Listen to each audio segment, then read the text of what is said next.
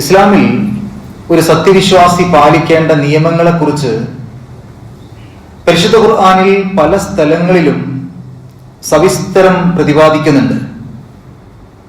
അത്തരം സ്ഥലങ്ങളെല്ലാം എടുത്ത് പരിശോധിക്കുകയാണെങ്കിൽ നമുക്ക് കാണാൻ സാധിക്കും, ആ നിയമങ്ങൾ പറയുന്നതിൻ്റെ ചുറ്റിപ്പറ്റിക്കൊണ്ട് ധാരാളമായി പറയുന്ന മറ്റൊരു കാര്യം, നല്ല സത്യവിശ്വാസികളെ കുറിച്ച്, സത്യവിശ്വാസികൾക്കുണ്ടാവേണ്ട ഗുണങ്ങളെക്കുറിച്ച് ഒരുപാട് അത്തരം സ്ഥലങ്ങളിൽ അധികം പറയുന്നത് കാണാൻ സാധിക്കും. അതിൽ നിന്ന് നമ്മൾ എന്താണ് മനസ്സിലാക്കേണ്ടത്? രണ്ട് കാര്യങ്ങളാണ് പ്രധാനമായും നമ്മൾ മനസ്സിലാക്കേണ്ടത്. ഒന്ന്, വളരെ നല്ല വ്യക്തികൾക്ക് മാത്രമേ അള്ളാഹു പറയുന്ന അത്തരം നിയമങ്ങൾ ജീവിതത്തിൽ പാലിക്കാൻ, ബുദ്ധിമുട്ടില്ലാതെ പാലിക്കാൻ സാധിക്കുകയുള്ളൂ. അള്ളാഹു പറയുന്ന നിയമങ്ങൾ മനസ്സിൽ വിഷമമില്ലാത്ത രൂപത്തിൽ പാലിക്കാൻ നല്ല ആളുകൾക്കേ കഴിയൂ, അല്ലാത്തവർക്ക് അത് പാലിക്കാൻ കുറച്ച് പ്രയാസമായിരിക്കും. രണ്ടാമത്തെ ഒരു കാര്യം നമുക്ക് മനസ്സിലാക്കാൻ സാധിക്കുന്നത്, അള്ളാഹു പറയുന്ന ഇത്തരം നിയമങ്ങൾ നമ്മൾ ജീവിതത്തിൽ പകർത്തുകയാണെങ്കിൽ ആ പറയുന്ന ഗുണങ്ങളൊക്കെ അധികമായിക്കൊണ്ട് നമ്മളിൽ ഉണ്ടായിക്കൊണ്ടേയിരിക്കും. ആദ്യമേ നമ്മൾ നല്ല വ്യക്തികളാണെങ്കിലും ആ നിയമങ്ങൾ പാലിക്കുന്നതോടുകൂടി ഒന്നുകൂടെ നമ്മൾ നല്ല വ്യക്തികളായി മാറിക്കൊണ്ടിരിക്കും. ഇത് അത്തരം സന്ദർഭങ്ങളിൽ നമുക്ക് കൃത്യമായി വായിക്കാൻ സാധിക്കും. അതിന് നല്ലൊരു ഉദാഹരണമാണ് സൂറത്തു ത്വലാഖിലെ 2-ാമത്തെ ആയത്തിന്റെ അവസാന ഭാഗം.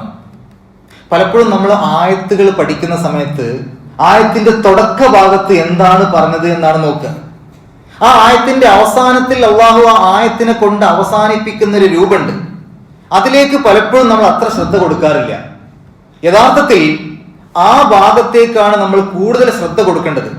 കാരണം അതുവരെ പറഞ്ഞതിന്റെ ഒരു ആകത്തുക, അതുവരെ പറഞ്ഞതിന്റെ ഒരു സാരാംശം അതിന്റെ അവസാന ഭാഗത്ത് അള്ളാഹു ഒളിപ്പിച്ചു വെച്ചിട്ടുണ്ടാവും. വലിയ ദൃഷ്ടാന്തങ്ങൾ, നമ്മൾ അത്ഭുതപ്പെടുത്തുന്ന ദൃഷ്ടാന്തങ്ങൾ ആയത്തുകളുടെ അവസാനത്തിൽ ഉണ്ടാകും. ആ ഭാഗം നമ്മൾ അതീവ ഗൗരവത്തിൽ പഠിക്കണമെന്നാണ് സൂചിപ്പിച്ചത്. സൂറത്ത് തലാഖിലെ 2-ാമത്തെ ആയത്ത് എടുത്ത് നോക്കുകയാണെങ്കിൽ അത് മനുഷ്യന് വല്ലാത്തൊരു ആത്മവിശ്വാസം ലഭിക്കുന്ന, മനുഷ്യന് വല്ലാത്തൊരു സമാധാനം ലഭിക്കുന്ന ഒരു ഭാഗമാണത്. സത്യവിശ്വാസികളുടെ വലിയൊരു സൗഭാഗ്യം എന്ന് പറയുന്നത്, നമ്മുടെ വലിയൊരു സൗഭാഗ്യം എന്ന് പറയുന്നത് പരിശുദ്ധ ഖുർആൻ മനസ്സിലാക്കാൻ നമുക്ക് കഴിഞ്ഞു, അത് അംഗീകരിക്കാൻ നമുക്ക് കഴിഞ്ഞു എന്നുള്ളതാണ്. പക്ഷേ ഖുർആൻ യഥാർത്ഥത്തിൽ നമ്മളിൽ ഒരുപാട് മാറ്റങ്ങൾ ഉണ്ടാക്കേണ്ട ഒരു ഗ്രന്ഥമാണ്. നമുക്കറിയാം, നബി സല്ലല്ലാഹു അലൈഹി വസല്ലമയുടെ കാലത്ത് പരിശുദ്ധ ഖുർആൻ ആ ആളുകളെ എങ്ങനെയാണ് മാറ്റമുണ്ടാക്കിയത് എന്ന്, അതുപോലെ അതേ പരിശുദ്ധ ഖുർആനാണ് നമ്മുടെ കയ്യിലുമുള്ളത്. നമ്മളിലും പരിശുദ്ധ ഖുർആൻ ഒരുപാട് മാറ്റങ്ങൾ ഉണ്ടാക്കേണ്ട ഗ്രന്ഥമാണ്. പക്ഷേ അന്നത്തേതുപോലെയുള്ളൊരു മാറ്റം ഇന്നുള്ള ആളുകളിൽ പരിശുദ്ധ ഖുർആൻ ഉണ്ടാക്കുന്നുണ്ടോ? ഇല്ല എങ്കിൽ പരിശുദ്ധ ഖുർആൻ അത്ര ക്വാളിറ്റി ഇല്ലാത്തൊരു ഗ്രന്ഥമാണോ? നമ്മളുടെ മനസ്സിനെ മാറ്റിമറിക്കാൻ തക്ക കഴിവില്ലാത്തൊരു ഗ്രന്ഥമാണോ പരിശുദ്ധ ഖുർആൻ? അതോ ആ പരിശുദ്ധ ഖുർആനിന്റെ യഥാർത്ഥ ആഴങ്ങളിലേക്ക് നമ്മൾ ഇറങ്ങി ചെല്ലാത്തതാണോ പ്രശ്നം? വളരെ വ്യക്തമായി നമുക്ക് മനസ്സിലാക്കാൻ സാധിക്കും, പരിശുദ്ധ ഖുർആനിലേക്ക്, ആഴങ്ങളിലേക്ക് ഇറങ്ങിച്ചെല്ലുന്ന ഏതൊരു വൃത്തികെട്ട മനുഷ്യന്റെയും മനസ്സിനെ മാറ്റിമറിക്കാൻ തക്ക ഗ്രന്ഥമാണ് പരിശുദ്ധ ഖുർആൻ, യാതൊരു സംശയവുമില്ല. ഏത് കഠിന ഹൃദയന്റെയും മനസ്സിനെ അലിയിപ്പിക്കാൻ പറ്റുന്ന ഗ്രന്ഥമാണ് പരിശുദ്ധ ഖുർആൻ. 5 നേരം കള്ളു കുടിക്കുന്ന ആളുകളെ 5 നേരം നിസ്കരിക്കുന്ന ആളുകളാക്കി മാറ്റിമറിച്ച ഗ്രന്ഥമാണ് പരിശുദ്ധ ഖുർആൻ. ആ പരിശുദ്ധ ഖുർആൻ അതിന്റെ ആഴങ്ങളിലേക്ക് നമ്മൾ ഇറങ്ങിച്ചെല്ലുകയാണെങ്കിൽ സ്വാഭാവികമായിട്ടും നമ്മളിൽ എല്ലാവരിലും വളരെ വലിയ മാറ്റങ്ങൾ ഉണ്ടാകും. മാറ്റങ്ങൾ നമ്മുടെ ഈ കാലഘട്ടങ്ങളിൽ അധികം കാണുന്നില്ല എന്ന് നമുക്ക് പരാതിയുണ്ടെങ്കിൽ അതിന് ഒരേ ഒരു കാരണമേ ഉള്ളൂ, അതിന്റെ ആഴങ്ങളിലേക്ക് വേണ്ടത്ര നമ്മൾ ഇറങ്ങിച്ചെന്നിട്ടില്ല. അവിടെയാണ് നമ്മളുടെ ശ്രദ്ധ കൂടുതൽ നമ്മൾ കൊടുക്കേണ്ടത്. നമ്മുടെ ഉള്ളിൽ നിന്ന് പരിശുദ്ധ ഖുർആൻ എന്തൊക്കെ പുറത്തു കൊണ്ടുവന്നു, അങ്ങനെ ഒന്നും നമ്മൾ ചിന്തിച്ചിട്ടുണ്ടോ ഇന്നേ വരെ? നമ്മൾ എത്ര കാലമായി പരിശുദ്ധ ഖുർആൻ പഠിക്കാൻ തുടങ്ങിയിട്ട്? എത്ര കാലമായി പരിശുദ്ധ ഖുർആന്റെ തർജ്ജമ വായിക്കാൻ തുടങ്ങിയിട്ട്? എത്ര കാലമായി പരിശുദ്ധ ഖുർആൻ പാരായണം ചെയ്യാൻ തുടങ്ങിയിട്ട്? എന്നിട്ട് ഈ മനുഷ്യനായ നമ്മുടെ ഉള്ളിൽ നിന്ന് പരിശുദ്ധ ഖുർആൻ എന്താണ് പുറത്തിട്ടത്? എങ്ങനെയാണ് നമ്മളിൽ നിന്ന് എന്തെങ്കിലും ഒന്ന് പുറത്തേക്ക് കൊണ്ടുവന്നിട്ടുണ്ടോ? ഏതെങ്കിലും ഒരു സാധനത്തെ പുറത്തേക്കിട്ട് ഒഴിവാക്കിയിട്ടുണ്ടോ? എന്നിൽ അത് ഉണ്ടായിരുന്നു, പക്ഷേ പരിശുദ്ധ ഖുർആൻ എന്നെ മാറ്റിമറിച്ചു. അത് എന്നിൽ നിന്ന് എടുത്ത് പുറത്തേക്ക് വലിച്ചെറിഞ്ഞ പരിശുദ്ധ ഖുർആൻ എന്ന് പറയാൻ തക്ക എന്താണ് നമുക്കുള്ളത്? നമ്മുടെ ദേഷ്യമോ, നമ്മുടെ വാശിയോ, നമ്മുടെ വൈരാഗ്യ ബുദ്ധിയോ, നമ്മുടെ കളവ് പറയുന്ന സ്വഭാവമോ, നമ്മുടെ കൃത്യനിഷ്ഠയില്ലാത്ത ജീവിതമോ, നമ്മുടെ കുടുംബ ബന്ധങ്ങളിൽ നമ്മുടെ ഭാര്യ ഭർത്താക്കന്മാർക്കിടയിൽ ഉണ്ടാകുന്ന വഴക്കോ വക്കാണമോ? എന്താണ് നമ്മളുടെ ജീവിതത്തിൽ പരിശുദ്ധ ഖുർആൻ കൊണ്ട് നമുക്ക് പറയാൻ പറ്റുക? ഈ ഒരു സ്വഭാവം എന്നിൽ ഉണ്ടായിരുന്നു, പക്ഷേ പരിശുദ്ധ ഖുർആൻ അത് എന്നിൽ നിന്ന് എടുത്ത് പുറത്തേക്കിട്ടു. എന്താണ് നമുക്ക് അങ്ങനെ പറയാൻ പറ്റുന്നത്? ഒരുപാട് ഉണ്ടാവണമല്ലോ സത്യവിശ്വാസികൾക്ക്. അങ്ങനെ ഒരുപാട് ഉണ്ടായത് കൊണ്ടാണ് 1400 വർഷങ്ങൾക്ക് അപ്പുറമുള്ള ഒരുപാട് ആളുകൾക്ക് ഒരു പുനർജന്മം ലഭിച്ചത്. ഈ ലോകത്ത് ജീവിച്ചിരിക്കെ തന്നെ പുനർജന്മം ലഭിച്ചു അവർക്ക്. മറ്റൊരു മനുഷ്യരായി അവർ മാറി. അവർ പോലും അത്ഭുതപ്പെട്ടു അവരുടെ സ്വന്തം ജീവിതം കണ്ടിട്ട്. ആ രൂപത്തിലേക്ക് അവർക്ക് മാറ്റമുണ്ടായി. നമുക്ക് നമ്മെ തന്നെ ഒന്ന് സ്വയം വിചാരണ ചെയ്യാം. നമ്മളൊരു വലിയ പ്രതിസന്ധിയിൽ പെട്ടു എന്ന് വിചാരിക്കാം. ഒരു വലിയ പ്രയാസം, ഒരു വലിയ മനസ്സിന് വിഷമുള്ള സംഗതി, മനസ്സാകെ തളർന്നു, ഇടങ്ങേറ്, ആകെ മനസ്സാകെ ബുദ്ധിമുട്ടിൽപ്പെട്ടു. അങ്ങനെ ഒരു സന്ദർഭം നമുക്ക് വന്നു എന്ന് വെറുതെ വിചാരിക്കാം. അത് നമുക്കോ നമ്മുടെ കുടുംബങ്ങൾക്കോ ഉള്ള ഒരു രോഗമാകാം, നമ്മുടെ കുടുംബത്തിലുള്ള ഒരു മരണമാകാം, സാമ്പത്തികമായ പ്രയാസങ്ങളാവാം, കടമാവാം, അല്ലെങ്കിൽ മറ്റുള്ളവരിൽ നിന്നുള്ള പ്രയാസമാകാം. ഏതെങ്കിലും ഒരു കാരണം കൊണ്ട് നമുക്ക് ആകെ വളരെയധികം വലിയൊരു വിഷമത്തിൽ നമ്മൾ പെട്ടൊരു സന്ദർഭം നമ്മൾ മനസ്സിലൊന്ന് വിചാരിക്കുക. ഇത്തരമൊരു സന്ദർഭത്തിൽ പരിശുദ്ധ ഖുർആൻ അറിയുന്ന നമ്മളും ഇതേ പ്രതിസന്ധിയിൽ അകപ്പെട്ട പരിശുദ്ധ ഖുർആൻ അറിയാത്ത ഒരാളും തമ്മിൽ ഒരേപോലെയാണ് ആ പ്രതിസന്ധിയെ കാണുന്നത് എങ്കിൽ പിന്നെ നമ്മളും അവരും തമ്മിൽ എന്താ വ്യത്യാസം? അപ്പൊ നമുക്കൊരു വലിയ ടെൻഷൻ, വലിയ പ്രയാസം ഉണ്ടായി. ആ പ്രയാസമുള്ള ഞാനും നിങ്ങളും നമ്മുടെ പ്രത്യേകത എന്താണ്? നമുക്ക് പരിശുദ്ധ ഖുർആൻ അറിയാം. ഇനി നമ്മുടെ അയൽപ്പക്കത്ത് ജീവിക്കുന്ന മുസ്ലിം അല്ലാത്തൊരു മനുഷ്യൻ, ആ മനുഷ്യനും ഇതുപോലൊരു പ്രതിസന്ധി ഘട്ടം വന്നു, ഒരു പ്രയാസം വന്നു, മാനസികമായി വളരെയധികം തളരുന്ന ഒരു ഘട്ടം വന്നു അദ്ദേഹത്തിന്. അദ്ദേഹവും നമ്മളും ഒരുപോലെയാണ് ഇത്തരം സന്ദർഭങ്ങളിൽ ജീവിച്ചു പോകുന്നത് എങ്കിൽ ഈ പരിശുദ്ധ ഖുർആൻ നമ്മുടെ കയ്യിലുണ്ടായത് കൊണ്ട് എന്ത് കാര്യം? അവിടെ നമുക്ക് പറയാൻ പറ്റണ്ടേ, ഇത്തരം പ്രതിസന്ധി ഘട്ടങ്ങളൊക്കെ ഒരുപാട് വന്നാലും ഇനിയും വന്നാലും ഞാൻ തളരൂല, ഞാൻ തകരൂല. കാരണം എനിക്ക് എന്റെ റബ്ബ് ഒരു ഗ്രന്ഥം നൽകിയിട്ടുണ്ട്, ഒരു വഴി കാണിച്ചു തന്നിട്ടുണ്ട്, ഒരു മാർഗം കാണിച്ചു തന്നിട്ടുണ്ട്. ആ മാർഗം എന്താണെന്ന് എനിക്കറിയാം. അതുകൊണ്ട് ഞാൻ തളരാതെ പിടിച്ചു നിൽക്കും. എന്റെ പൊന്നോമന കുട്ടി മരണപ്പെട്ടു കഴിഞ്ഞാലും എന്നേക്കാൾ കൂടുതൽ ആ കുട്ടിയെ ഇഷ്ടപ്പെടുന്ന റബ്ബാണ് തിരിച്ചു വിളിച്ചത്. ആ റബ്ബിന് അതിനുള്ള അധികാരമുണ്ട്. തന്നത് റബ്ബല്ലേ, ആ റബ്ബിന്റെ അടുത്തേക്ക് തിരിച്ചു പോകാൻ, തിരിച്ചു കൊടുക്കാൻ തീർച്ചയായിട്ടും അവകാശമുണ്ട്. റബ്ബിന് തിരിച്ചെടുക്കാൻ അവകാശമുണ്ട്. ഒരു പരിധിക്കപ്പുറം സങ്കടപ്പെടേണ്ടവനല്ല ഞാൻ. എന്നേക്കാൾ കൂടുതൽ എന്റെ കുട്ടിയെ സ്നേഹിക്കുന്ന റബ്ബാണ് തിരിച്ചു വിളിച്ചത്. അതുകൊണ്ട് ആ കുട്ടി അങ്ങോട്ട് പോയിക്കോട്ടെ. ഇങ്ങനെ ചിന്തിക്കാൻ നമുക്ക് പറ്റുന്നുണ്ടോ? അതോ വലിയ പ്രതിസന്ധി ഘട്ടം വരുമ്പോ നമ്മളും ആത്മഹത്യ ചെയ്യുന്നു, നമ്മുടെ അയൽപ്പക്കത്ത് ജീവിക്കുന്ന ഖുർആൻ അറിയാത്ത ആളുകളും ആത്മഹത്യ ചെയ്യുന്നു. എന്താ വ്യത്യാസം? അപ്പൊ പരിശുദ്ധ ഖുർആൻ നമുക്ക് നമ്മുടെ ജീവിതത്തിന്റെ ആഴങ്ങളിലേക്ക് ഇറങ്ങി ചെല്ലുന്നില്ല എങ്കിൽ, വെറും ഒരു പാരായണ ഗ്രന്ഥം മാത്രമായി നമ്മൾ അതിന് എടുക്കുന്നുവെങ്കിൽ അതല്ല ഒരു മനുഷ്യന് അള്ളാഹു നൽകിയതിന്റെ ഉദ്ദേശം. അള്ളാഹു പരിശുദ്ധ ഖുർആൻ ഇറക്കിയതിനൊരു ഉദ്ദേശമുണ്ട്. ആ ഉദ്ദേശം നമ്മൾ മരണം വരെ അതങ്ങനെ പാരായണം ചെയ്തു പോവുക, എന്നിട്ട് നമ്മളുടെ സാധാരണ ജീവിതം അങ്ങനെ മുന്നോട്ട് കൊണ്ടുപോവുക. പറയുമ്പോ നമ്മൾ പറയും ഞാനും മുസ്ലിമാണ്. നമ്മൾ മുസ്ലിമായി ജീവിക്കാൻ ശ്രമിക്കുകയാണ് ചെയ്യുന്നത്. ഒരുപാട് പ്രയാസപ്പെടുകയാണ്, മുസ്ലിമായി ജീവിക്കാൻ നമ്മൾ ഒരുപാട് കഷ്ടപ്പെടുകയാണ് ചെയ്യുന്നത്. അപ്പോ അത്തരം ഒരു തളരുന്ന സന്ദർഭത്തിൽ പിടിച്ചു നിൽക്കാൻ നമുക്ക് പരിശുദ്ധ ഖുർആൻ ഒരു കാരണമായിട്ടില്ല എങ്കിൽ അവിടെ നമ്മൾ വീണ്ടും ഒന്നുകൂടെ നമ്മൾ ചിന്തിക്കേണ്ടതുണ്ട്. നമ്മൾ സ്വയം ചോദിക്കേണ്ട ഒരു ചോദ്യമുണ്ട്. ഇത്തരം ഒരു പ്രതിസന്ധി വന്നപ്പോ, നമുക്കൊരു ആത്മവിശ്വാസമില്ലാത്ത ഘട്ടം വന്നപ്പോ, നമ്മൾ പലപ്പോഴും അത് ഒരു സന്തോഷമൊന്നും ഇല്ലാത്തൊരു ഘട്ടം വന്നപ്പോ, ഒരു കുടുങ്ങിയ ഘട്ടം വന്നപ്പോ നമ്മൾ പൊതുവെ ചെയ്യാറുള്ളത് ഒന്നുകിൽ ഏതെങ്കിലും മനഃശാസ്ത്രജ്ഞന്മാരുടെ അഭിപ്രായങ്ങളിലേക്ക് പോകും, സോഷ്യൽ മീഡിയയിലൊക്കെ കിട്ടും, അല്ലെങ്കിൽ പേഴ്സണാലിറ്റി ഡെവലപ്മെന്റിന് പറ്റുന്ന ഏതെങ്കിലും ക്ലാസ് ഒക്കെ പോയി കേൾക്കും, നമുക്ക് ഒരുപാട് ആത്മവിശ്വാസം കിട്ടും. പക്ഷെ നമ്മൾ എപ്പോഴെങ്കിലും വിചാരിച്ചിട്ടുണ്ടോ, ഞാൻ എങ്ങോട്ടും പോകേണ്ടവനല്ല, എന്റെ കയ്യിൽ അതിനുള്ള മരുന്നുണ്ട്, ഞാൻ അനുഭവിക്കുന്ന വേദന, ഞാൻ അനുഭവിക്കുന്ന സങ്കടം മാറ്റാനുള്ള മരുന്ന് എന്റെ കയ്യിലുണ്ട്, അത് മതി എനിക്ക് എന്ന് എപ്പോഴെങ്കിലും നമ്മൾ ചിന്തിച്ചിട്ടുണ്ടോ? അതിൽ ഏതെങ്കിലും ഒരു ആയത്ത് എടുത്തുകൊണ്ട് നമ്മുടെ സുഹൃത്തുക്കൾക്ക് നമുക്ക് പറഞ്ഞു കൊടുക്കാൻ പറ്റിയിട്ടുണ്ടോ? നീ ഇപ്പൊ ഇത്രയധികം സങ്കടപ്പെടുന്നുണ്ടല്ലോ, നീ ഇപ്പൊ ഇത്രയധികം വേദന അനുഭവിക്കുന്നുണ്ടല്ലോ, ഈ വേദനയ്ക്കൊരു പരിഹാരം ഞാൻ പറഞ്ഞുതരാം.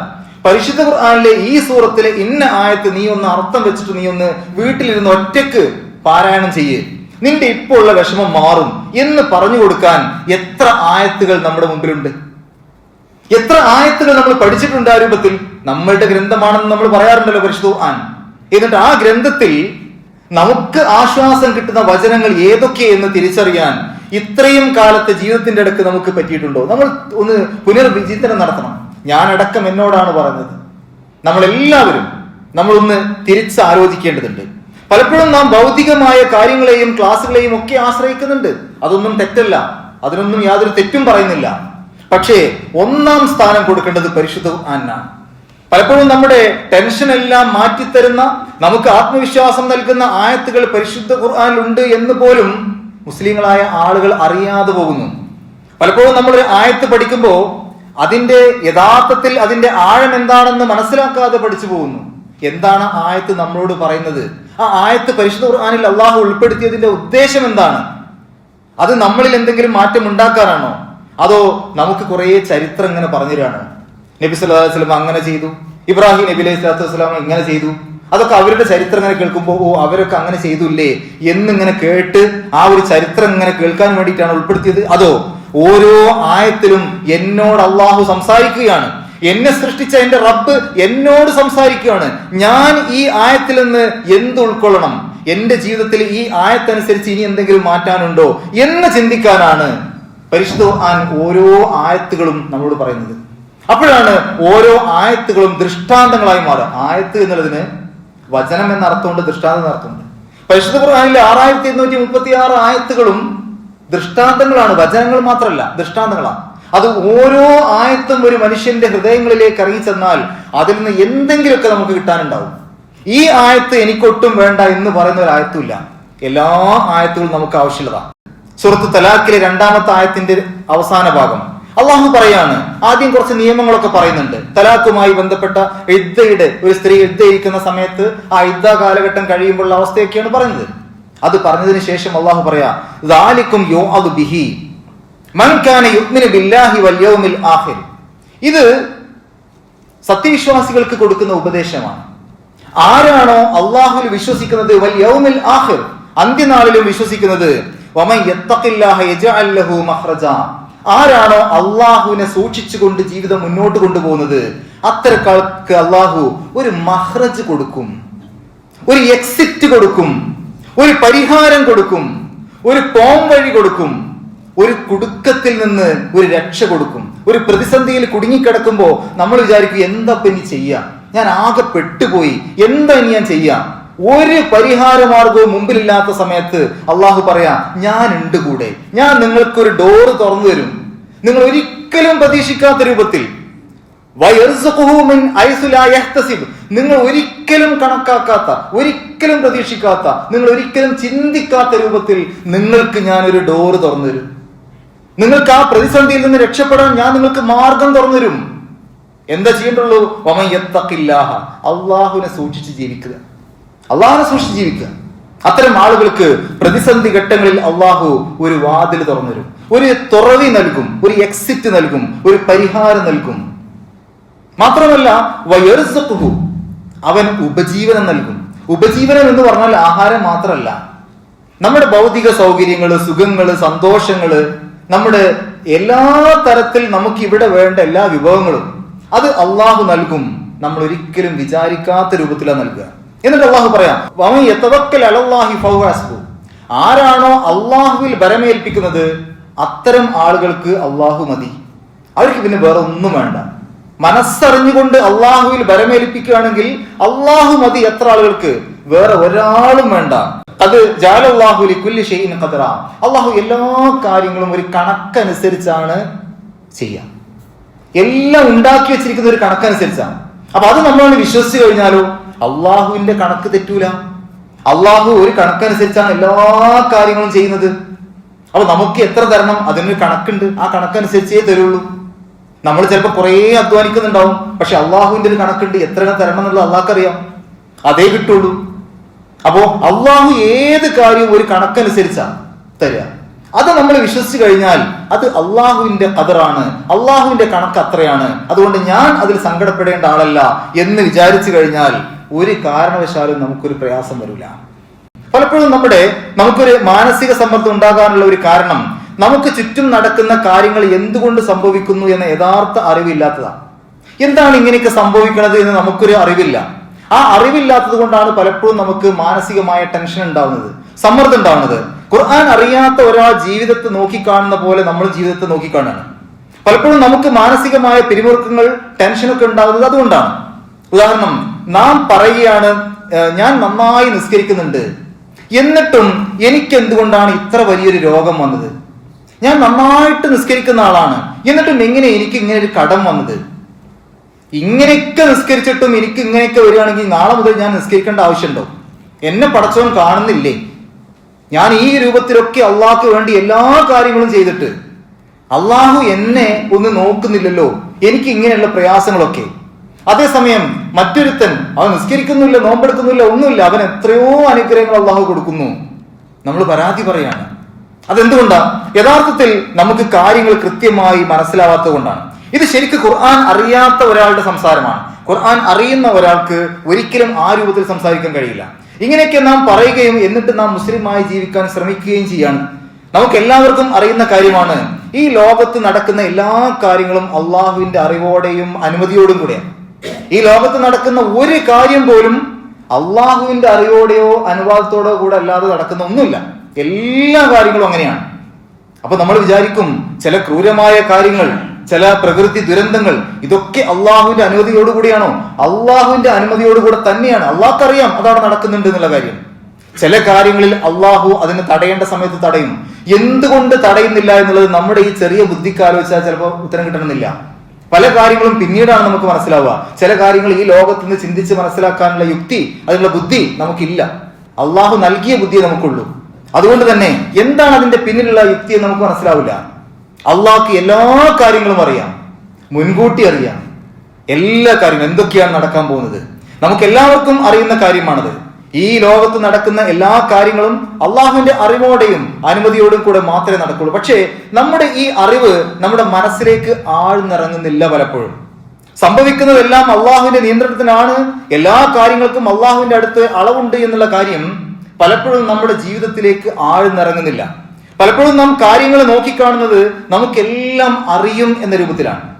അതായത് ഞാൻ ഈ രൂപത്തിലൊക്കെ ചെയ്താൽ നാളെ ഇങ്ങനെ സംഭവിക്കുമെന്ന് നമ്മളങ്ങ് വിചാരിക്കുകയാണ്. ഞാൻ എൻ്റെ എല്ലാ കാര്യങ്ങളും തയ്യാറായിട്ടുണ്ട്, എൻ്റെ വാഹനത്തിന്റെ എല്ലാ കാര്യങ്ങളും ശരിയാണ്, വാഹനത്തിന്റെ സർവീസ് നടത്തിയിട്ടുണ്ട്, വാഹനം പുതിയ വാഹനമാണ്, അതിന്റെ ടയറിന് ഒരു കുഴപ്പമില്ല, അതുകൊണ്ട് തന്നെ ഞാൻ ഈ സ്ഥലം മുതൽ ആ സ്ഥലം വരെ പോകുമ്പോഴേക്ക് എനിക്കൊന്നും സംഭവിക്കൂല, ആ വാഹനത്തിന് ഒരു കേട് സംഭവിക്കൂല എന്ന് നമ്മൾ വെറുതെ വിചാരിക്കുകയാണ്. നമുക്കെല്ലാം അറിയാമെന്ന മട്ടിൽ. പക്ഷെ അങ്ങനെയല്ല, നമുക്കൊന്നും അറിയില്ല. തൊട്ടടുത്ത നിമിഷം എന്താണ് സംഭവിക്കുക എന്ന് പോലും അറിയാത്ത നിസ്സാരനാണ് മനുഷ്യൻ. നാളത്തത് പോട്ടെ, നാളെ എന്ത് സംഭവിക്കുന്നുള്ളത് പോട്ടെ, ഈ തൊട്ടടുത്ത നിമിഷം എന്ത് സംഭവിക്കുമെന്ന് പോലും നമുക്കറിയില്ല. അത്രയും നിസ്സാരനാണ്. അതുകൊണ്ട് നമുക്ക് ഇതൊക്കെ അറിയാം, എന്നിട്ട് നമ്മൾ വിചാരിക്കുന്നത് നമ്മൾ വിചാരിച്ച പോലെ അല്ലാതെ എന്തെങ്കിലും സംഭവിച്ചാൽ നമ്മൾ ആകെ ടെൻഷൻ അടിക്കുക. ഞാൻ അങ്ങനെയൊക്കെ ചെയ്തിട്ടും ഇത് സംഭവിച്ചല്ലോ, ഞാൻ അങ്ങനെയൊക്കെ ചെയ്തിട്ടും ഇങ്ങനെ ഉണ്ടായല്ലോ, നമ്മൾ ആകെ ടെൻഷൻ ആവുകയാണ്, നമ്മൾ ആകെ ഇടങ്ങേറാവുകയാണ്. അതുകൊണ്ട് നമ്മൾ മനസ്സിലാക്കണം, നമ്മൾ വിചാരിക്കുന്ന പോലെയല്ല അള്ളാഹുവിന്റെ അടുത്തൊരു കണക്കുണ്ട്. അള്ളാഹു ചില കാര്യങ്ങൾ നിശ്ചയിച്ചു വെച്ചിട്ടുണ്ട്, അത് അങ്ങനെ നടക്കൂ, അത് നമ്മൾ അംഗീകരിച്ചേ പറ്റൂ. അതുകൊണ്ട് എല്ലാം നമുക്കറിയാം എന്നുള്ളതിൽ നിന്ന് നമ്മൾ കാര്യങ്ങൾ കൃത്യമായി മനസ്സിലാക്കാൻ ശ്രമിക്കുക. നാം മനസ്സിലാക്കേണ്ട കാര്യം തൊട്ടടുത്ത നിമിഷം സംഭവിക്കുന്നത് പോലും നമുക്കറിയൂല. നമ്മുടെ നിയന്ത്രണത്തിലല്ല കാര്യങ്ങൾ. അതുകൊണ്ട് തന്നെ നമ്മൾ പ്രതീക്ഷിക്കാത്ത, നമ്മൾ ആഗ്രഹിക്കാത്ത, നമ്മൾ ഇഷ്ടപ്പെടാത്ത പലതും നടന്നേക്കാം. അതിന്റെ പിന്നിലെ യഥാർത്ഥ യുക്തി മനസ്സിലാക്കാൻ മാത്രം കഴിവുള്ളവനല്ല മനുഷ്യൻ. അത് അള്ളാഹുവിന് മാത്രമേ അതിന്റെ പല കാര്യങ്ങളിലുമുള്ള യുക്തി മനസ്സിലാവുള്ളൂ. നമ്മുടെ എത്രയെത്ര പ്രാർത്ഥനകൾ സ്വീകരിക്കാതെ പോയിട്ടുണ്ട് അല്ലെ? ആ സ്വീകരിക്കാതെ പോയ സമയത്ത് നമുക്കൊരു പ്രയാസം തോന്നിയിട്ടില്ലേ? നമ്മളൊരു കാര്യത്തിന് വേണ്ടി പ്രാർത്ഥിച്ചു, അള്ളാഹു ആ പ്രാർത്ഥനക്ക് ആ സമയത്ത് ഉത്തരം നൽകിയില്ല, നമുക്ക് സങ്കടം തോന്നി. പക്ഷെ പിന്നീട് പലപ്പോഴും ചില ആളുകൾക്കെങ്കിലും ചില പ്രാർത്ഥനയെ കുറിച്ച് അന്ന് അത് അള്ളാഹു സ്വീകരിക്കാതിരുന്നത് എത്ര നന്നായി എന്ന് തോന്നിയിട്ടുണ്ട്. എന്റെ അന്നത്തെ പ്രാർത്ഥന അള്ളാഹു സ്വീകരിക്കാതിരുന്നത് എത്ര നന്നായി, അന്ന് എനിക്ക് അത്രക്കുള്ള അറിവേ ഉണ്ടായിരുന്നുള്ളൂ, അതുകൊണ്ടാണ് ഞാൻ അങ്ങനെ പ്രാർത്ഥിച്ചത്, അത് അള്ളാഹു സ്വീകരിക്കാത്തത് വലിയൊരു കാര്യമായി പോയി എന്ന് പിന്നീട് ചിന്തിക്കുന്ന അവസ്ഥ. അപ്പൊ അള്ളാഹ്ക്കറിയാം ആർക്ക് കൊടുക്കണം, എത്ര കൊടുക്കണം, ആർക്ക് കൊടുക്കണ്ട, എവിടെ തടയണം. അത് അള്ളാഹ്ക്കറിയാം, നമുക്കറിയില്ല. അതുകൊണ്ട് അള്ളാഹു അവൻ ഒരു ഖദറനുസരിച്ച് കൊടുക്കേണ്ടവർക്ക് കൊടുക്കേണ്ട സമയത്ത് കൊടുക്കേണ്ട അളവിൽ കൊടുക്കും. നമ്മളുടെ ഉത്തരവാദിത്വം നമ്മൾ പ്രാർത്ഥിക്കുക, അതാണ് നമ്മുടെ ഉത്തരവാദിത്വം. നമ്മൾ പ്രവർത്തിക്കുക, പ്രാർത്ഥിക്കുക, ഇതാണ് നമ്മൾ ചെയ്യേണ്ടത്. സൂറത്ത് തൗബയിൽ 51-ാമത്തെ ആയത്തിൽ സത്യവിശ്വാസികളെ വളരെ വ്യക്തമായി അള്ളാഹു ഒരു കാര്യം പഠിപ്പിക്കുന്നുണ്ട്. ഒരു ചെറിയ സംഘം യുദ്ധത്തിന്റെ വേളയിൽ ഒരു കൂട്ടം ആളുകൾ വന്നിട്ട് ആ ചെറിയ സംഘത്തോട് പറയുന്നുണ്ട്, നിങ്ങളെ ആക്രമിക്കാൻ വേണ്ടി ശക്തരായ ചിലർ വരുന്നുണ്ട് എന്ന്. ആ സമയത്ത് അവര് പറയുന്ന മറുപടി പരിശുദ്ധ ഖുർആൻ എടുത്തുദ്ധരിക്കുന്നുണ്ട്. അള്ളാഹു തീരുമാനിച്ചതല്ലാത്ത ഒന്നും സംഭവിക്കൂല, ആ അള്ളാഹുവിലാണ് വിശ്വാസികൾ തവക്കുൽ ചെയ്യേണ്ടത് എന്ന് അവര് നേർക്ക് നേരെ പറയുന്നുണ്ട്. കുല്ലൻ യുസീബനാ ഇല്ലാ മാ കതബല്ലാഹു ലനാ ഹുവ മൗലാനാ വഅലല്ലാഹി ഫൽയതവക്കലിൽ മുഅ്മിനൂൻ. അവര് പറയാണ്, ഞങ്ങൾക്ക് അള്ളാഹു വിധിക്കാത്തതൊന്നും അള്ളാഹു നിശ്ചയിക്കാത്തതൊന്നും ഞങ്ങളെ ബാധിക്കൂല. എന്തെങ്കിലും ഞങ്ങൾക്ക് ബാധിക്കുന്നുണ്ടെങ്കിൽ അത് അള്ളാഹു നിശ്ചയിച്ചതാണ്, ഞങ്ങൾ അങ്ങനെ കൂട്ടിക്കോളാം. മാത്രമല്ല ഹുവ മൗലാന, അവനാണ് ഞങ്ങളുടെ രക്ഷാധികാരി, അവനാണ് ഞങ്ങളുടെ സംരക്ഷകൻ, അതുകൊണ്ട് അവൻ നോക്കിക്കോളും. ഞങ്ങൾക്ക് ചെയ്യാനുള്ളത് ഞങ്ങൾ ചെയ്താൽ മതി, ബാക്കി അള്ളാഹു നോക്കിക്കോളും. ഈ ഒരു അടിയുറച്ച വിശ്വാസം നമ്മുടെ ജീവിതത്തിന്റെ പ്രതിസന്ധി ഘട്ടങ്ങളിൽ നമുക്കുണ്ടാവാറുണ്ടോ? ഈ ഒരു അടിയുറച്ച വിശ്വാസം, ഞാൻ എന്നെ കൊണ്ട് പറ്റുന്ന കാര്യങ്ങളൊക്കെ ചെയ്തിട്ടുണ്ട്, ഇനി വരുന്നത് അള്ളാഹുവിന്റെ വിധിയാണ്, അത് സംഭവിച്ചോട്ടെ എന്ന രൂപത്തിൽ അള്ളാഹുവിൽ തവക്കുൽ ചെയ്യാൻ, അള്ളാഹുവിന്റെ ഖദറാണെന്ന് മനസ്സിലാക്കാൻ നമുക്ക് സാധിക്കാറുണ്ടോ? ഇവിടെയാണ് നമ്മൾ മനസ്സിലാക്കേണ്ടത്. ആ ഒരു തഖ്വാ ബോധത്തോടു കൂടി ജീവിക്കുന്ന ആളുകൾക്കാണ് അള്ളാഹു പറഞ്ഞത്, അത്തരം ആളുകൾക്ക് അള്ളാഹു ഒരു മഖ്റജ് കൊടുക്കും. യജ്അൽ ലഹു മഖ്റജ, അവർക്കൊരു മഖ്റജ്, ഒരു തുറവി കൊടുക്കും. ആ പ്രയാസങ്ങളിൽ നിന്ന് പുറത്തു കടക്കാനുള്ള ഒരു മാർഗം അള്ളാഹു കൊടുക്കും. എന്താണ് ഈ തഖ്വ എന്ന് പറഞ്ഞാൽ? എങ്ങനെയാണ് തഖ്വ പാലിക്കേണ്ടത്? തെറ്റ് ചെയ്യാതെ അള്ളാഹുവിന്റെ മാർഗത്തിൽ ഉറച്ചു നിൽക്കുന്നതിന്റെ പേരാണ് തഖ്വ എന്നുള്ളത്. സൂക്ഷ്മതാബോധം. ഒരു തെറ്റ് ചെയ്യേണ്ട സന്ദർഭം വന്നാൽ ആ തെറ്റ് ചെയ്യാതെ അള്ളാഹിന്റെ മാർഗത്തിൽ പിടിച്ചു നിൽക്കുക, അതിനുള്ള കഴിവിനെയാണ് തഖ്വ എന്ന് പറയുന്നത്. അപ്പൊ തഖ്വയിലൂടെ ജീവിക്കുന്ന സമയത്ത് നമുക്ക് പല നഷ്ടങ്ങളും സംഭവിക്കും, ഭൗതികമായ നഷ്ടങ്ങൾ. അത് നമ്മൾ അടിവരയിട്ട് മനസ്സിലാക്കണം. നമ്മൾ വിചാരിച്ചിരിക്കുന്നത് ഒരാൾ നല്ല തഖ്വയിലൂടെയാണ് ജീവിക്കുകയാണെങ്കിൽ അയാൾക്ക് പിന്നെ കാര്യമായിട്ട് നഷ്ടമൊന്നും ഉണ്ടാവില്ല, അയാൾക്ക് ഇങ്ങനെ ഉയർച്ചകൾ മാത്രമേ അല്ല. അള്ളാഹു പല സ്ഥലങ്ങളിലും പറയുന്നുണ്ട്, ഭൗതികമായ പല നഷ്ടങ്ങളുണ്ടാവും, പല നഷ്ടങ്ങളുണ്ടാവും. അത്തരം നഷ്ടങ്ങൾ വരുന്ന സമയത്താണ് അള്ളാഹു പറഞ്ഞത്, നിങ്ങൾ ആ തഖ്വയിൽ അടിയുറച്ച് നിൽക്കുകയാണെങ്കിൽ അതിൽ നിന്ന് പുറത്തു കിടക്കാനുള്ള മാർഗം ഞാൻ നിങ്ങൾക്ക് തരുന്നു. അല്ലാതെ പ്രയാസം ഉണ്ടാവില്ല എന്നല്ല, നിങ്ങൾക്ക് ബുദ്ധിമുട്ടുണ്ടാവില്ല എന്നല്ല, ബുദ്ധിമുട്ടുണ്ടാവും, നഷ്ടങ്ങൾ ഉണ്ടാവും. പക്ഷെ ആ ഒരു കുരുക്കിൽ നിന്ന് പുറത്തു കിടക്കാനുള്ള വഴി ഞാൻ നിങ്ങൾക്ക് തരും, നിങ്ങൾക്ക് എന്നെ വിശ്വസിക്കാം. ഇതാണ് അള്ളാഹു പറയുന്നത്. പക്ഷെ പലപ്പോഴും നമ്മൾ ആ ആഴങ്ങളിലേക്ക് പോകാൻ നമുക്കൊരു പ്രയാസമാണ്. ഈ അറിവാണ് നമുക്ക് ഏറ്റവും കൂടുതൽ ആഴത്തിൽ ഉണ്ടാവേണ്ടത്. അള്ളാഹുവിന് പല നിയമങ്ങളും ആളുകൾ പാലിക്കാത്തത് ഭൗതിക നഷ്ടം പേടിച്ചിട്ടാണ്. ആളുകൾ പല നിയമങ്ങളും ഇന്ന് പാലിക്കാതിരിക്കാനുള്ള ഒരു കാരണം ഭൗതികമായ നഷ്ടം പേടിച്ചിട്ടാണ്. എന്നാൽ അള്ളാഹു പറയുന്നത് എന്താണ്? അള്ളാഹു നിങ്ങളെ രക്ഷപ്പെടുത്തും, ആ പ്രതിസന്ധിയിൽ നിന്ന് പുറത്തു പോകാനുള്ള ഒരു വാതിൽ അള്ളാഹു തുറന്നിടും. പക്ഷേ പലപ്പോഴും നമ്മുടെ മുമ്പിൽ ഒരു വാതിൽ അടയുമ്പോ ആ വാതിൽ അടഞ്ഞല്ലോ എന്ന് വിചാരിച്ച് അതിന്റെ മുമ്പിൽ ഇരുന്ന് അങ്ങനെ കരയാം. നോക്കൂ, നിങ്ങൾ പ്രവാചകൻ സ്വല്ലല്ലാഹു അലൈഹി വസല്ലമ, ആ പ്രവാചകൻ സ്വല്ലല്ലാഹു അലൈഹി വസല്ലമയുടെ മുമ്പിൽ അബ്ദുള്ള എന്ന് പറയുന്ന ഒരു വാതിൽ അള്ളാഹു അടച്ചു. പക്ഷെ അതിനു പകരം അബ്ദുൽ മുത്തലിബ്, അബൂ താലിബ് എന്ന് പറയുന്ന രണ്ട് വാതിലുകൾ വിശാലമായി തുറന്നിട്ടു. രണ്ട് വാതിൽ തുറന്നു കൊടുത്തു, ഒരു വാതിൽ അടച്ചപ്പോ. നബി സല്ലല്ലാഹു അലൈഹി വസല്ലമ എന്റെ ആ ഒരു ഉപ്പ മരിച്ചു എന്നുള്ള ആ വാതിലിന്റെ മുമ്പിൽ ഇരുന്ന് ഇങ്ങനെ കരയല്ല ചെയ്തത്, മറിച്ച് അള്ളാഹു തുറന്നു കൊടുത്ത ആ രണ്ട് വാതിലുണ്ടല്ലോ, അബ്ദുൽ മുത്തലിബ്, അബൂ താലിബ്, ആ രണ്ട് വാതിലുകളിലൂടെ പുറത്തേക്ക് വന്നിട്ട് അള്ളാഹു ഏൽപ്പിച്ച ദൗത്യം വൃത്തിയായി അങ്ങ് നിറവേറ്റി കൊടുത്തു. കൃത്യമായിട്ട് ആ യാതൊരു തെറ്റുമില്ലാതെ കുറവുമില്ലാതെ അള്ളാഹു ഏൽപ്പിച്ച ആ ദൗത്യം അത് പ്രവാചകൻ സല്ലല്ലാഹു അലൈഹി വസല്ലം പൂർത്തിയാക്കി കൊടുത്തു. നമുക്കും ഇതുപോലെയുള്ള ഘട്ടങ്ങൾ ഉണ്ടാകും. നമ്മുടെ ജീവിതത്തിൽ ചില വാതിലുകളൊക്കെ ചില സമയത്ത് അടയും. ആ അടഞ്ഞ വാതിലിന്റെ മുമ്പിലിരുന്ന് കരയാതെ ഒന്ന് എണീറ്റിട്ട് അപ്പുറത്തേക്ക് ഇപ്പുറത്തേക്ക് നോക്കിയാൽ അള്ളാഹു നമുക്ക് പുറത്തു കിടക്കാനുള്ള മറ്റു വാതിലുകൾ തുറന്നു വെച്ച് കാണാൻ പറ്റും. അതിലൂടെ പുറത്തു കിടക്കണം. അതാണ് അള്ളാഹു പറയുന്നത്, നിങ്ങൾക്ക് ഞാനൊരു തുറവി നൽകും. നബി സല്ലല്ലാഹു അലൈഹി വസല്ലമക്ക് കൊടുത്തതുപോലെ നമുക്ക് എല്ലാവർക്കും ആ തരത്തിൽ അള്ളാഹു നമുക്കൊരു മാർഗം തരും. നോക്കൂ നിങ്ങൾ, അള്ളാഹു ഒരു ഉമ്മ മകനെ മാറോട് ചേർത്ത് ആശ്വസിപ്പിക്കുന്നത് പോലെയാണ് നബി സല്ലല്ലാഹു അലൈഹി വസല്ലമയോട് പറയുന്നത്. ദുഹാ തന്നെയാണ് സത്യം, പൂർവാന സമയം തന്നെയാണ് സത്യം.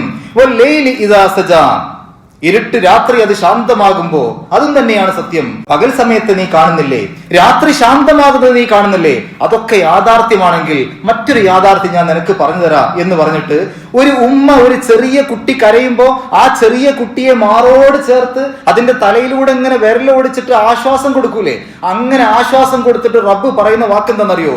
മാ വദ്ദഅക റബ്ബുക വമാ ഖലാ, ഞാൻ നിന്നെ കൈവിട്ടിട്ടില്ല, നിന്നോട് എനിക്ക് വെറുപ്പുമില്ല. മാത്രമല്ല വലൽ ആഖിറത്തു ഖൈറുൽ ലക മിനൽ ഊലാ, ഇപ്പൊ ഈ തുടക്കത്തിൽ ഉണ്ടാവുന്ന ചില വിഷമങ്ങളൊക്കെ നീ ഇങ്ങനെ കാണുന്നില്ലേ, അതിനേക്കാൾ വലിയൊരു സന്തോഷം നിനക്ക് അവസാനം വരാനുണ്ട്. ഇപ്പത്തെ വിഷമത്തെ നീ നോക്കണ്ട. ജീവിതത്തിൽ ഇപ്പൊ ചില വിഷമങ്ങളൊക്കെ ഉണ്ട്, അത് വിട്ടേക്ക്. നീ അള്ളാഹുവിനോട് ചേർന്ന് നിൽക്കുകയാണെങ്കിൽ നിനക്ക് അവസാനം ഒരു വലിയ സന്തോഷം വരും. വലൽ ആഖിറത്തു ഖൈറുൽ ലക മിനൽ ഊലാ വലസൗഫ യുതീക റബ്ബുക ഫതർളാ, അപ്പൊ വഴിയേ താങ്കൾക്ക് അത് മുഴുവൻ തൃപ്തിയാകും, നിങ്ങൾക്ക് തൃപ്തിയാകുന്ന രൂപത്തിൽ തരും. ഇത് പ്രവാചകൻ സല്ലല്ലാഹു അലൈഹി വസല്ലമയോട് മാത്രമായി അള്ളാഹു പറഞ്ഞതാണോ? അങ്ങനെയാണെങ്കിൽ പരിശുദ്ധ ഖുർആനിൽ ഉൾപ്പെടുത്തൂല. ഇത് നമ്മളോടും കൂടെ പറഞ്ഞതാ. നമ്മൾ എല്ലാവരെയും അള്ളാഹു ചേർത്ത് പിടിച്ചിട്ട് പറയാണ്, നിങ്ങൾക്ക് പ്രയാസങ്ങൾ ഉണ്ടാവുമ്പോ, നിങ്ങൾക്ക് പ്രതിസന്ധികൾ ഉണ്ടാവുമ്പോ നിങ്ങൾ വിചാരിക്കണ്ട എനിക്ക് നിങ്ങളോട് ദേഷ്യമുണ്ട്, എനിക്ക് നിങ്ങളോട് ദേഷ്യമുണ്ട്, വെറുപ്പുണ്ട് വിചാരിക്കണ്ട, നിങ്ങളെ ഞാൻ കൈവിട്ടിട്ടില്ല. അള്ളാഹു നമ്മളെ ചേർത്ത് പിടിച്ചിട്ട് പറയാണ്. ഒരിക്കലെങ്കിലും നമ്മൾ രാത്രി ഉറങ്ങുന്ന സമയത്ത് ഒരു പ്രയാസം വരുമ്പോ, ഒരു പ്രതിസന്ധി വരുമ്പോ, നമ്മൾ ഒറ്റയ്ക്ക് നമ്മുടെ റൂമിൽ നമ്മൾ മാത്രമായിക്കൊണ്ട് ഈ സൂറത്തിന്റെ അർത്ഥത്തിലൂടെ ഇങ്ങനെ സഞ്ചരിച്ചു നോക്കൂ. അള്ളാഹു നമ്മളോട് ഇങ്ങനെ സംസാരിക്കുന്നത് ഇങ്ങനെ കേട്ടിട്ട് അന്ന് കിടന്നു നോക്കൂ. ഒരു പേടിയും പേടിക്കണ്ട, ഞാനുണ്ട് കൂടെ. നീ മാനസികമായി പിരിമുറുക്കത്തിൽ പോകണ്ട, ഞാനുണ്ട് കൂടെ. ഇപ്പോഴത്തെ ഇതൊക്കെ മാറും, നല്ലൊരു ദിവസം വരും, നീ പേടിക്കണ്ട, ഞാനല്ലേ പറയുന്നത്, ഞാൻ നിന്റെ സൃഷ്ടാവല്ലേ എന്ന് അള്ളാഹു ഇങ്ങനെ ആശ്വസിപ്പിക്കുന്നത് നമ്മളിങ്ങനെ കേട്ടുവെക്കൂ. ഈ സൂറത്ത് ഇങ്ങനെ ഓതിയിട്ട് ആ രൂപത്തിൽ നമ്മളിൽ മാറ്റം ഉണ്ടാക്കാനാണ് അള്ളാഹു പറഞ്ഞത്. അപ്പോ ഇത് നബി സല്ലല്ലാഹു അലൈഹി വസല്ലം മാത്രമുള്ളതല്ല, എല്ലാവരോടും കൂടി പറയുന്നതാണ് അള്ളാഹു. അപ്പോ നമ്മൾ ഈ ഒരു രൂപത്തിൽ ഈ ആയത്തുകളെ സമീപിച്ചു കഴിഞ്ഞാൽ വയർസുഖുഹു മിൻ ഹൈസു ലാ യഹ്തസിബ്, അള്ളാഹു നമ്മൾ ആരും പ്രതീക്ഷിക്കാത്ത രൂപത്തിൽ, ആരും കാണാത്ത വിധത്തിലൂടെ നമുക്ക് വിഭവങ്ങൾ നൽകിക്കൊണ്ടിരിക്കും. അപ്പൊ ആ ഒരു കാര്യവും നമ്മൾ മനസ്സിലാക്കണം. അള്ളാഹു നമുക്ക് വിഭവങ്ങൾ നൽകും. പിന്നീട് നമ്മൾ ശ്രദ്ധിക്കേണ്ട ഒരു കാര്യം, ആരാണോ അള്ളാഹുവിൽ തവക്കുൽ ചെയ്യുന്നത്. എന്താണ് ഈ തവക്കുൽ ചെയ്യാന്ന് പറഞ്ഞാൽ? തവക്കുൽ ചെയ്യാന്ന് പറഞ്ഞാൽ പലപ്പോഴും നമ്മൾ വിചാരിച്ചിട്ടുള്ളത് തവക്കുൽ എന്ന് പറഞ്ഞാൽ എല്ലാ പ്രയാസങ്ങളും ഉള്ള കാര്യങ്ങളും അള്ളാഹുവിനെ ഏൽപ്പിക്കുക, എനിക്ക് ചെയ്യാൻ പറ്റുന്നൊക്കെ ഞാൻ ചെയ്തോളാം, എന്നിട്ട് ബാക്കിയുള്ളത് അള്ളാഹുവിനെ ഏൽപ്പിക്കുക, അതെനിക്ക് ചെയ്യാൻ പറ്റൂല. അങ്ങനെയല്ല. ചിലർ വിചാരിച്ചത് ഞാനൊന്നും ചെയ്യൂല, ഒക്കെ അള്ളാഹു ചെയ്യട്ടെ, അള്ളാഹുവിൽ തവക്കുൽ. അതുമല്ല, എല്ലാ കാര്യങ്ങളും അള്ളാഹുവിനെ ഏൽപ്പിക്കുക. നമുക്ക് ചെയ്യാൻ പറ്റുന്നതും ചെയ്യാൻ പറ്റാത്തതും ഒക്കെ അള്ളാഹുവിനെ ഏൽപ്പിക്കുക, അതാണ് തവക്കുൽ. നമുക്കൊരു കാര്യം ചെയ്യാൻ പറ്റുമെന്നൊക്കെ നമുക്ക് തോന്നുകയാണ്, അത് ചെയ്യാൻ ചിലപ്പോൾ നമ്മൾ തുടങ്ങിയാൽ അതിലിപ്പോൾ പൂർത്തിയാക്കാൻ നമ്മളെ കൊണ്ട് പറ്റൂല. എത്ര ചെയ്യാൻ ഉറപ്പിച്ച കാര്യവും ചിലപ്പോൾ നമുക്ക് ചെയ്യാൻ പറ്റണമെന്നില്ല. അതുകൊണ്ട് ഏതൊരു കാര്യം ചെയ്യാൻ തുടങ്ങുമ്പോഴും, അത് ചെയ്തുകൊണ്ടിരിക്കുമ്പോഴും, അത് അവസാനിപ്പിക്കുമ്പോഴും നമ്മൾ തവക്കുൽ ചെയ്യണം, അള്ളാഹുവിനെ കൂടെ കൊണ്ടു നടക്കണം. അല്ലാതെ പ്രയാസം ഉണ്ടാകുമ്പോൾ മാത്രം അള്ളാഹുവിനെ ഏൽപ്പിക്കല്ല. ഏത് കാര്യവും മുഴുവൻ സമയത്തും നമ്മൾ നോക്കൂ, നമ്മളൊരു നല്ല കാര്യം ചെയ്യുമ്പോൾ തുടങ്ങുന്നത് എങ്ങനെയാ? ബിസ്മില്ലാഹിർ റഹ്മാനിർ റഹീം, അള്ളാഹുവിനെ അങ്ങോട്ട് പിടിച്ചു, ചേർത്ത് പിടിച്ചു. പിന്നെ ആ കാര്യം ഇങ്ങനെ ചെയ്തുകൊണ്ടിരിക്കുമ്പോ റബ്ബനാ തഖബ്ബൽ മിന്നാ, നമ്മൾ അള്ളാഹിനെ ചേർത്ത് പിടിച്ചു, ഈ കാര്യം അള്ളാഹുവേ നീ സ്വീകരിക്കണേ. അവസാനം ആ കാര്യം പൂർത്തിയായി കഴിഞ്ഞാൽ അൽഹംദുലില്ലാ, അവിടെയും അള്ളാഹിനെ ചേർത്ത് പിടിച്ചു.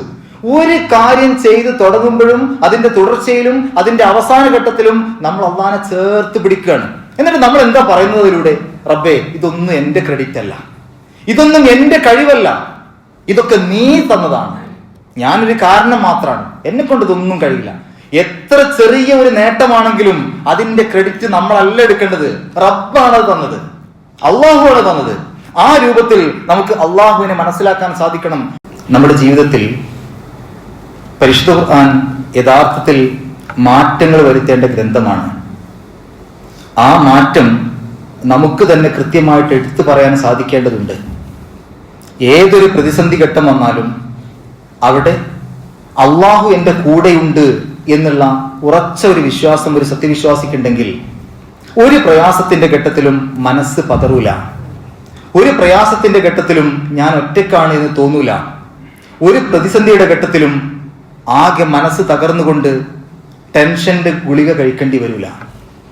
അള്ളാഹുവിന്റെ റസൂൽ സല്ലല്ലാഹു അലൈഹി വസല്ലമയോ കൂടെയുള്ള സഹാബത്തോ ആരും ഒരു ടെൻഷന്റെ ഗുളികയും കഴിച്ചിട്ടില്ല.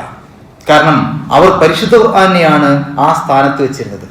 അവർക്ക് ആശ്വാസം കിട്ടാൻ, അവർക്ക് സമാധാനം കിട്ടാൻ അവർ ആദ്യം അന്വേഷിച്ചിരുന്നത് പരിശുദ്ധ ഖുർആനാണ്.